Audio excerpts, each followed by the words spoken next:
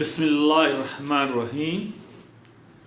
شوکت ایوب آپ کی خدمت میں حاضر ہے۔ آج کا ویلاگ میں آپ کو اسرائیل اور حماس کے بارے میں ہونے والا موجودہ جو معاہدہ ہے، کیا ممکن ہے کہ حماس اور اسرائیل کے درمیان کوئی ایسا معاہدہ ہو سکے جس میں 3 ہفتوں کے لیے یا 6 ہفتوں کے لیے جنگ بندی ممکن ہو سکے۔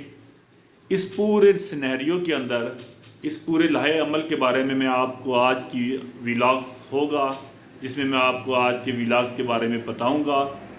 اسرائیلی وزیر اعظم بنیامین نتنیاہو نے منگل کو کہا ہے کہ امریکہ میں اسرائیل کے لیے عوام کی حمایت حماس کے خلاف جنگ میں مجموعی طور پر فتح کا باعث بنے گی۔ یہ بات نتنیاہو نے کس سلسلے میں کی ہے؟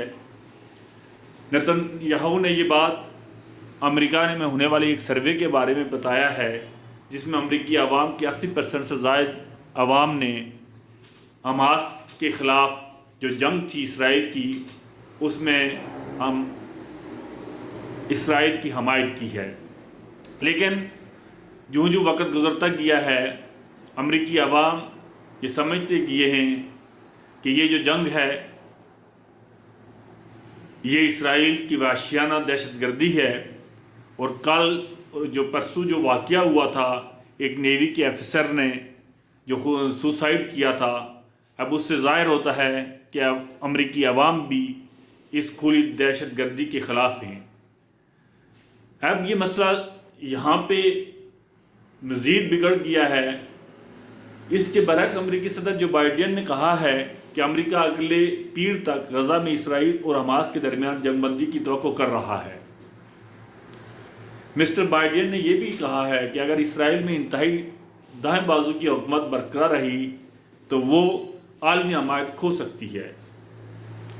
یہ اس بات کا ثبوت ہے، یہ اس بات کی غمازی ہے کہ نتنیاہو بنیادی طور پر اسرائیلی عوام کی بھی حمایت ختم ہوتی جا رہی ہے، اور آنے والے الیکشن میں اسرائیلی عوام نتنیاہو کے خلاف ووٹ کاسٹ کریں گے۔ امریکی محکمہ خارجہ کے حکام نے منگل کو تصدیق کی ہے کہ عارضی جنگ بندی پر عمل درآمد کے لیے بات چیت چل رہی ہے، تاہم ان اہلکاروں نے اس گفتگو کے بارے میں مزید کوئی معلومات نہیں بتائی۔ قومی سلامتی کونسل کے ترجمان جان کربی نے کہا ہے کہ غزہ میں انسانی امداد کی فراہمی اور وہاں سے یرغمالیوں کو نکالنے میں اہم پیش رفت ہوئی ہے۔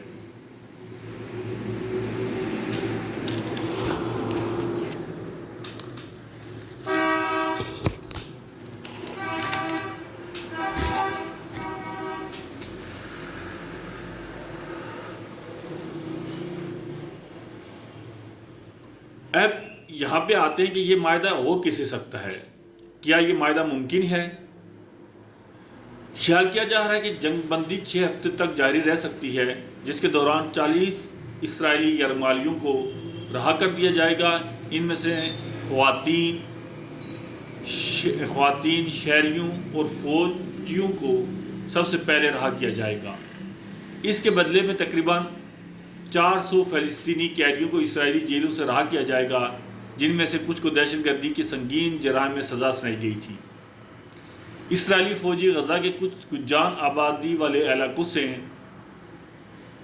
دور چلے جائیں گے، اور اکتوبر سے لڑائی کی وجہ سے بے گھر ہونے والے تقریباً 18 لاکھ فلسطینیوں میں سے کچھ شمال میں اپنے گھروں کو واپس جانے کے قابل ہو سکتے ہیں۔ لیکن اس ہفتے قطر میں ہونے والے مذاکرات اب بھی جاری ہیں، جہاں مصری اور قطری ثالث اسرائیل اور حماس کے مندوبین کے درمیان مذاکرات کر رہے ہیں۔ اطلاعات جو ابھی آ رہی ہیں، اس میں اسرائیلی یرغمالیوں کی رہائی پانے والے فلسطینی قیدیوں کی تعداد کے حوالے سے جو تنازع چل رہا ہے، اسرائیلی فوجیوں کے دوبارہ تعیناتی یا فلسطینیوں کو ان کے گھروں کو واپسی کے بارے میں ابھی تک کوئی سمجھوتہ ہونے کے بارے میں سوچا گیا ہے۔ لیکن موساد کی ڈویژن کے سابق سربراہ ہیوم ٹیومر جو مذاکرات کا تجربہ رکھتے ہیں، انہوں نے اس پر امید ظاہر کی ہے کہ یہ جو 6 ہفتوں کا جو جنگ بندی ہے یہ ممکن ہو سکے گی۔ انہوں نے کہا کہ میں یہ نہیں کہہ رہا ہوں کہ ہم یرغمالیوں اور فلسطینی قیادیوں کی رائے دیکھیں گے، لیکن مجھے لگتا ہے کہ مذاکرات آگے بڑھیں گے۔ قطر میں مقیم حماس کے رہنما اسرائیل ہانیہ کے تبصرے کا حوالہ دیا، جنہوں نے بدھ کے روز پہلا اشارہ دیا تھا کہ گروپ کسی معاہدے پر اپنا موقف نرم کر سکتا ہے، یعنی جو کڑی شرائط تھی اسرائیل جو حماس کی، اب حماس یہ سمجھ رہا ہے کہ ہمیں جنگ بندی کی طرف جانا چاہیے، تاکہ جو انسانی المیہ وہاں پہ جنم لے رہا ہے، جو لوگوں کو خوراک نہیں پہنچ رہی ہے، لوگ پانی کے لیے ترس رہے ہیں، بے پناہ جو ہے نا لاکھوں کی تعداد میں بچے بوڑھے پانی کے لیے ترس رہے ہیں، زخمی ہیں، تو ان کی کم از کم امداد کے لیے حماس یہ قدم اٹھانا چاہتا ہے۔ حماس نے ابھی تک پیرس میں تیار کردہ جو تجاویز ہیں ان پر کوئی جواب نہیں دیا ہے۔ اسرائیلی حکام کا کہنا ہے کہ 5.5 ماہ سے جاری بمباری اور ان کے ہزاروں افراد کی ہلاکتوں کی وجہ سے جو اس طرح کی رپورٹ کی تصدیق کی ہے، 7 اکتوبر کے حملوں کا آغاز کرنے والے شخص کے ساتھ بات چیت کرنا مشکل سے مشکل تر ہوتی جا رہی ہے، یعنی اسماعیل ہانیہ جو تھے ان سے بات کرنا اسرائیل کے لیے بہت مشکل ہوتا جا رہا ہے۔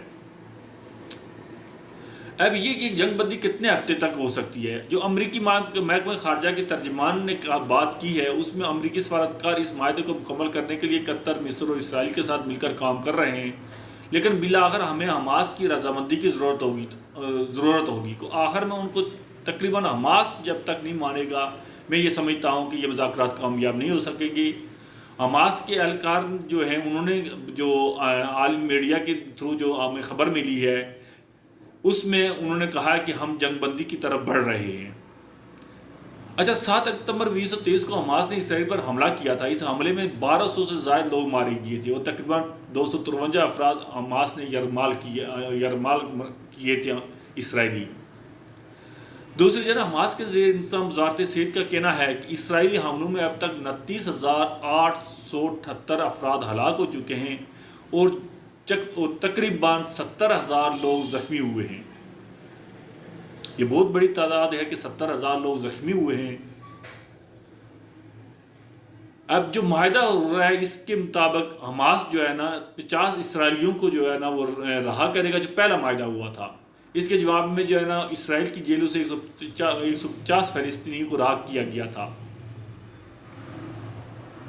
یہ تھا آج کا ویلاگ اسرائیل اور حماس کے درمیان جنگ بندی کے بارے میں۔